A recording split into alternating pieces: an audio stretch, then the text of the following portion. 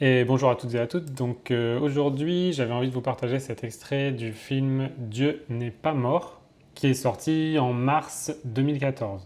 Donc un des producteurs de ce film, c'est Sage, S-A-J-E, c'est ceux qui ont la plateforme de location de films pour chrétiens, qui est une super plateforme en passant, et c'est aussi ceux qui ont produit The Chosen, donc la nouvelle série sur Jésus que je vous recommande vivement. Surtout qu'elle est gratuite en plus. Donc ce film est vraiment top, je vous le recommande, et sans plus tarder, je vous mets l'extrait et je le commente après.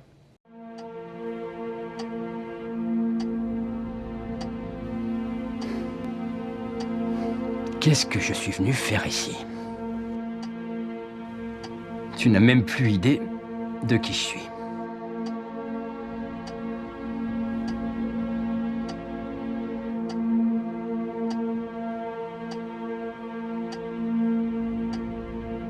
Tu as passé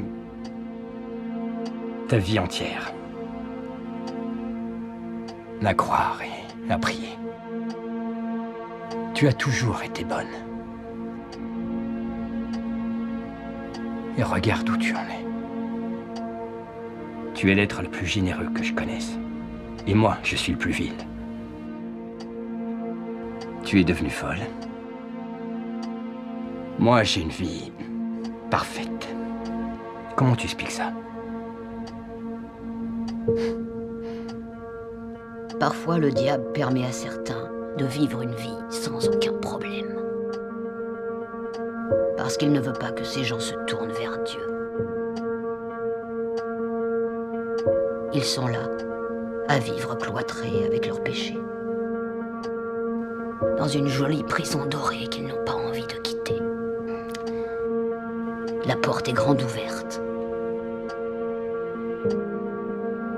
Jusqu'au jour où la porte de la cellule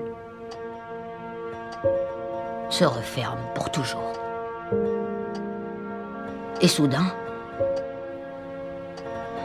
il est trop tard.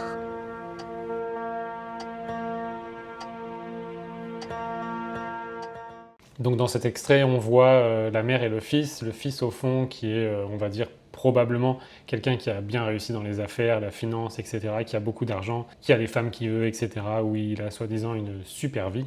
Et devant, donc, c'est sa mère qui a Alzheimer et qui perd un peu la boule, mais qui, là, était prise d'un moment de lucidité, comme si c'est Dieu ou c'est Jésus qui lui parlait et qui lui envoyait un message pour répondre à son fils et lui donner des clés.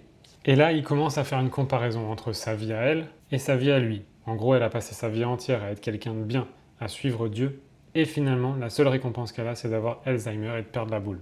Alors que lui, il est en train d'avoir une vie égoïste, orgueilleuse, dans le matérialisme, toujours orienté sur son propre bénéfice personnel et pas celui des autres. Et pourtant, lui, il a une vie parfaite, soi-disant. Alors, qu'est-ce qu'une vie parfaite? Ça peut être bonne santé, voiture, nana, toutes les choses de ce monde, finalement. C'est ce qu'il considère sûrement comme une vie parfaite. Et c'est là la première erreur. Qu'est-ce qu'une vie parfaite? La vie parfaite, c'est celle qui mène à la gloire de Dieu. C'est celle qui mène à la vie éternelle, à la joie éternelle. C'est pas celle qui mène tout droit en enfer.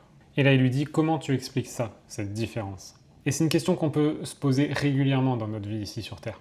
Pourquoi on voit des personnes qui ont l'air horribles autant réussir, autant être en bonne santé, et encore, c'est que les apparences. Alors qu'il y a des gens qui font le bien et qui sont malades, qui sont tout le temps en train de servir les autres et qui n'ont pas de thunes. Pourquoi ça? Pourquoi tu fais ça, Dieu?